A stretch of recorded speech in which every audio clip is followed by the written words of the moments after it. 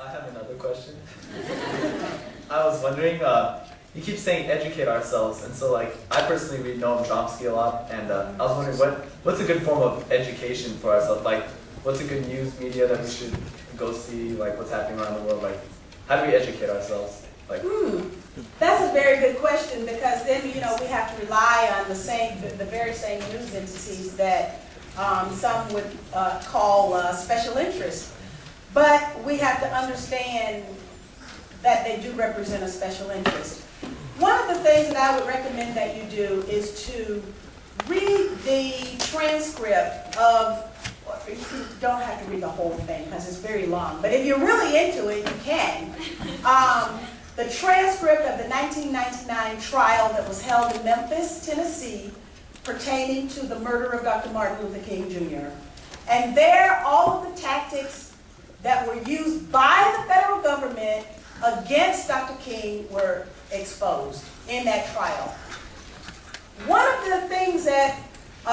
the items of testimony in that trial came from an expert who looks at the intelligence operations of the United States.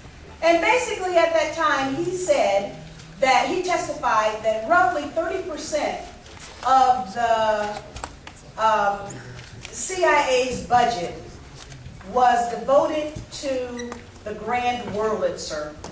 Y'all know what the Grand Wurlitzer is? The ability to create and make public opinion.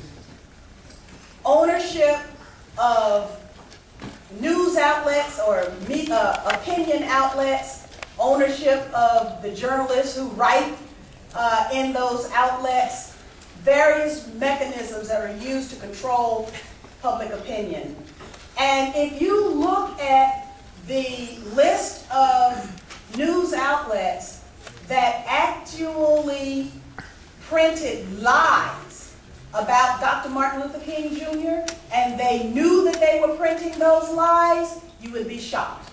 Christian Science Monitor, New York Times, New Orleans Times-Picayune, St. Louis Times-Dispatch, of course the Atlanta Journal and Constitution, all of these newspapers and more knowingly printed these lies.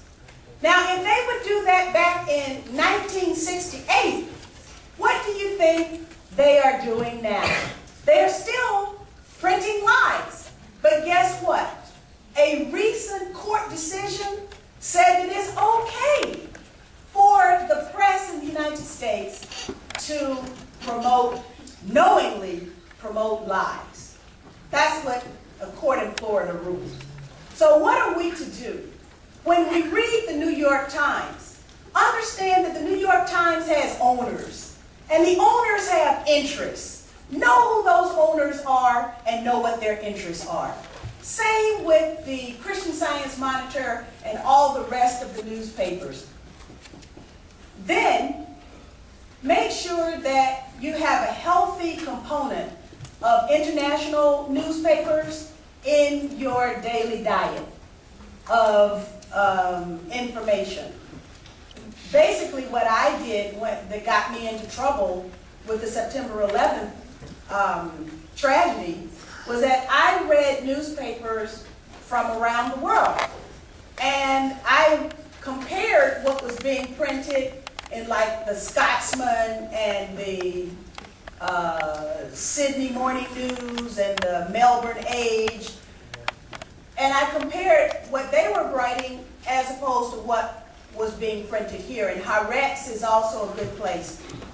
The last thing about September 11th that's interesting, just as a side note, is that when I was being vilified for having suggested that the administration had received warnings that had been ignored, vindication for that position came in the middle of the night in the form of a phone call from a black journalist in Atlanta who had been requested to get me for daring to ask such a question or to make such an allegation.